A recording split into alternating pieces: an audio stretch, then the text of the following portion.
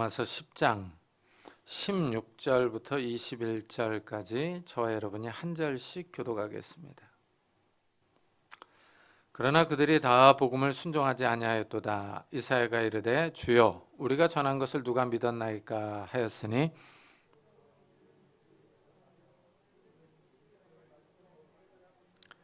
그러나 내가 말하노니 그들이 듣지 아니하였느냐. 그렇지 아니하니 그 소리가 온 땅에 퍼졌고 그 말씀이 땅끝까지 이르렀도다 하였느니라.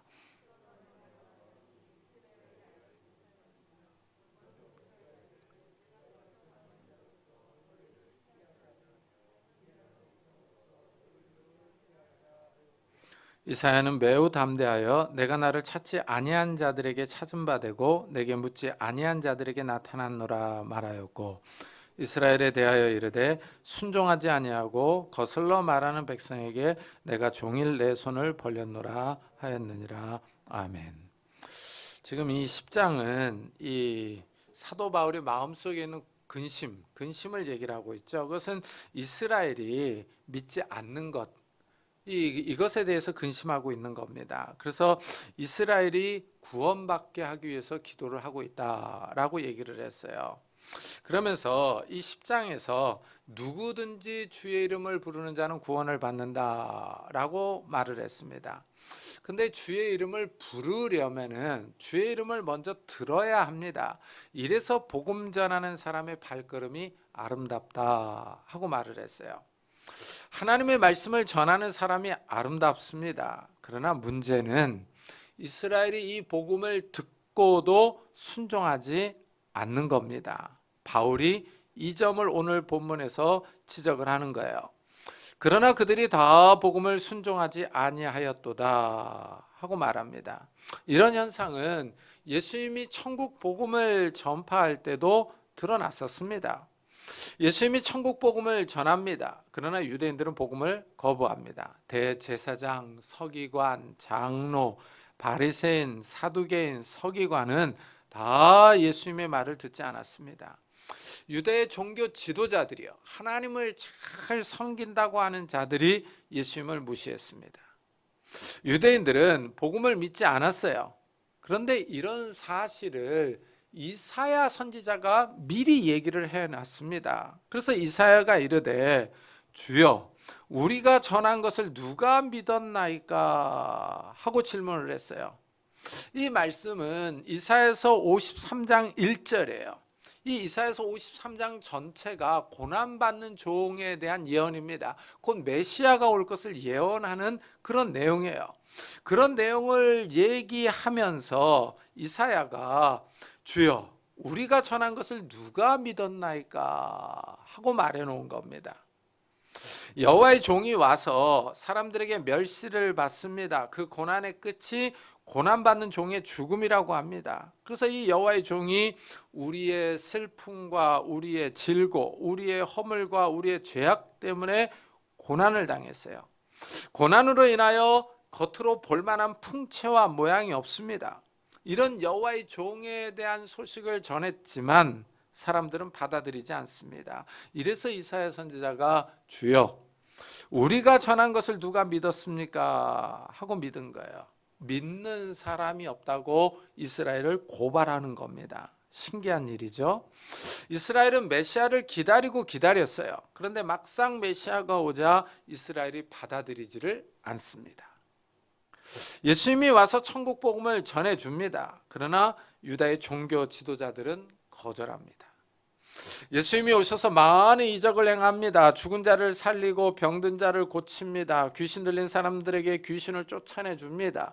오병이어의 기적을 보여줍니다. 갈릴리 호수를 걷는 기적을 행하십니다. 많은 이적을 행했지만 유대인들은 예수님을 믿지 않습니다. 갈릴리 나사렛에서 선한 것이 나지 않는다라고 말합니다. 예수님이 갈릴리 나사렛에서 자라셨습니다. 시골 출신이라고 무시하는 겁니다. 예수님이 기적을 행하자 유대인들은 예수님의 부모와 형제를 안다고 말합니다. 목수의 아들이 아니냐 하면서 거절합니다. 예수님의 직업이 목수였습니다. 외형적인 모습을 보고 예수님을 믿지 않습니다. 유대인들은 예수님의 겉모습을 보고 판단하며 믿지 않았습니다. 사도 바울은 이사야 선지자의 말을 인용해서 이스라엘이 복음을 믿지 않았다고 말합니다. 이사야 선지자 때나 사도 바울 때나 이스라엘은 여전합니다. 하나님의 선택을 받은 하나님의 백성이 하나님의 복음을 거절합니다. 그런데 사실 이런 모습은 모세 시대 때부터 계속 이어져 온 겁니다. 하나님이 이스라엘을 이집트에서 구원해 내셨지만 이스라엘은 계속 불평하며 하나님의 말씀에 불순종했어요. 이래서 사도 바울이 이스라엘의 불순종을 지적하며 강조하는 거예요. 그러면서 17절에 이렇게 말합니다. 그러므로 믿음은 들음에서 나며 들음은 그리스도의 말씀으로 말미암느니라. 믿음이 어떻게 생기는지를 설명을 합니다. 믿음은 말씀을 들음으로 생겨납니다. 하지만 말씀을 듣는 모든 사람이 자동으로 믿음을 가진 것은 아닙니다. 이것은 이스라엘 역사에서 이미 다 알 수 있어요. 이스라엘이 이집트를 빠져나올 때 하나님이 모세를 통하여 10재앙을 행하셨습니다. 이스라엘은 하나님이 이집트를 2와 8의 재앙으로 치는 것을 보았어요. 하늘에서 우박이 떨어지는 것을 경험했습니다. 메뚜기 떼가 몰려와서 남아있는 식물을 다 먹어치우는 것을 보았어요. 하늘이 캄캄해지는 이적을 체험했습니다. 무엇보다도 이스라엘은 홍해 바다가 갈라지는 것을 보았습니다. 바닷물이 물러가고 땅이 드러났습니다. 그 땅 위로 이스라엘이 걸어서 홍해 바다를 건너 구원을 받았어요. 이렇게 큰 이적을 경험했으면 이스라엘은 하나님의 말씀을 들어야 합니다. 하나님의 명령에 순종하는 믿음이 생겨야 합니다. 그러나 이스라엘은 여전히 불순종합니다. 모세는 이런 이스라엘의 현상을 이렇게 설명을 해줘요. 곧 그 큰 시험과 이적과 큰 기사를 내 눈으로 보았느니라. 그러나 깨닫는 마음과 보는 눈과 듣는 귀는 오늘 여호와께서 너에게 주지 아니하셨느니라. 이스라엘이 10재앙과 홍해 바다의 기적을 보았어요. 그러나 이스라엘은 이런 기적의 의미를 깨닫는 눈이 없었습니다. 이스라엘이 눈으로 보고 귀로 들었어요. 그러면 이스라엘은 하나님의 능력을 깨닫고 하나님의 말씀에 순종해야 합니다. 그러나 이스라엘은 보는 눈이 없습니다. 듣는 귀가 없습니다. 깨닫는 마음이 없습니다. 이것이 가장 큰 문제입니다. 영적인 분별력이 없는 겁니다. 하나님의 능력을 보고 이해하는 마음이 없었습니다. 예수님 당시의 유대인들도 마찬가지입니다. 예수님이 천국 비유를 들어주십니다. 그러자 제자들이 예수님께 나와서 왜 비유로 말씀하시는지를 물어봅니다. 그러자 예수님이 이사야 선지자의 예언을 인용해서 이렇게 설명해 줍니다. 너희가 듣기는 들어도 깨닫지 못할 것이요 보기는 보아도 알지 못하리라. 듣는 사람들에게 영적 이해력이 없다는 겁니다. 이것은 오늘날도 마찬가지예요. 듣는 사람들이 하나님의 말씀을 듣고도 이해할 수 있는 능력이 없습니다. 이전에 우리 교회에서 반주하던 자매가 믿지 않는 형제와 결혼을 했어요. 형제가 주일에 어쩔 수 없이 아내를 따라 교회에 옵니다. 집에 가서 아내에게 이렇게 말했답니다. 야, 너는 저런 거짓말을 믿냐? 반주하던 자매가 저에게 와서 이 말을 해주었습니다. 똑같이 설교 말씀을 들었어요. 형제는 하나님의 말씀을 들었지만 이해할 수 있는 능력이 없습니다. 자매는 이런 남편을 안타까워하며 남편을 위해서 기도했습니다. 사람이 타락해서 말씀을 들어도 이해하지를 못합니다. 사람에게 영적 분별력과 이해력이 없어서 하나님의 말씀을 깨닫지를 못합니다. 이것이 큰 문제입니다. 하지만 또 모든 사람이 하나님의 말씀을 듣고 깨닫지 못하는 것은 아닙니다. 소수이지만 하나님의 말씀을 듣고 믿는 사람들이 있습니다. 모세가 이렇게 말합니다. 곧 그 큰 시험과 이적과 큰 기사를 내 눈으로 보았느니라. 그러나 깨닫는 마음과 보는 눈과 듣는 귀는 오늘 여호와께서 너희에게 주지 아니하셨느니라. 이 사람이 타락했기 때문에 하나님이 특별한 은혜를 주셔야 합니다. 하나님이 말씀을 듣는 귀를 주시는 사람이 있습니다. 하나님이 보는 눈과 듣는 귀를 주실 때 믿음이 생겨납니다. 이 점이 은혜입니다. 하나님의 말씀을 듣고 이해가 가는 사람들이 은혜를 받은 겁니다. 하나님의 말씀이 믿어지는 사람들이 하나님의 은총을 받은 사람들입니다. 하나님의 말씀이 믿어지는 거예요. 이게 신기한 겁니다. 사람이 타락해서 하나님의 말씀을 아는 지혜가 없습니다. 그런데 믿어지는 사람들이 있어요.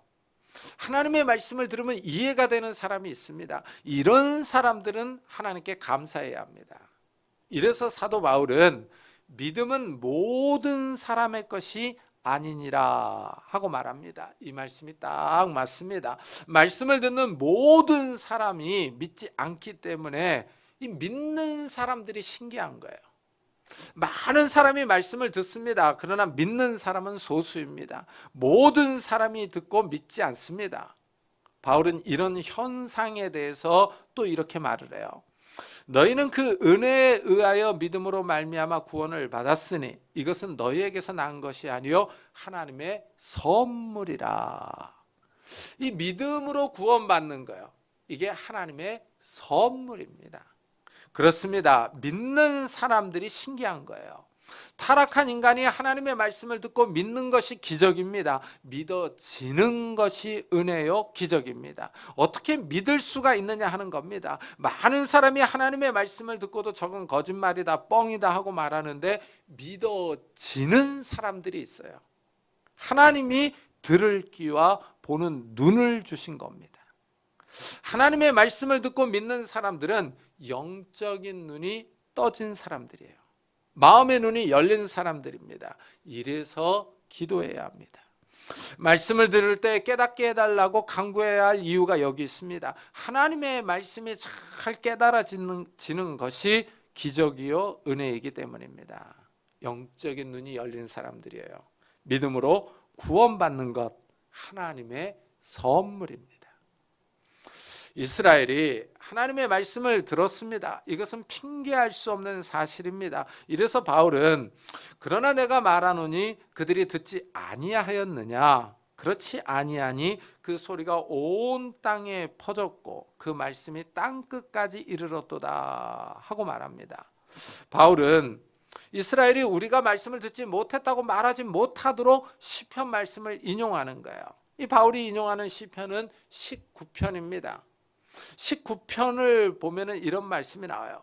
하늘이 하나님의 영광을 선포하고 궁창이 그의 손으로 하신 일을 나타내는도다.